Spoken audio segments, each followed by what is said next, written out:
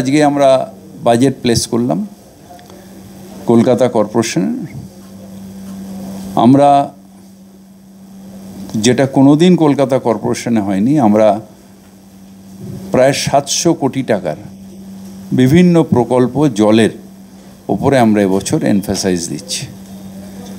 যেরকম আমাদের ধরুন দুটো বড় একটা অলরেডি কাজ শুরু হয়ে গেছে ধাপাতে, মানে জয়হিন্দ প্রকল্পে আরও 20 মিলিয়ন গ্যালন, এবং রিসেন্টলি আমরা এটাও ওয়ার্ক অর্ডার দিয়ে দিয়েছি যেটা গড়িয়াতে, যেটা 10 মিলিয়ন গ্যালন যেটা ওখানে হবে। তাহলে আমাদের টালিগঞ্জ এবং যাদবপুর এলাকা যেখানে ডিপ টিউবওয়েলে মানুষ জল নিতেন সেই জায়গাগুলো আমরা সার্ভ করতে পারবো।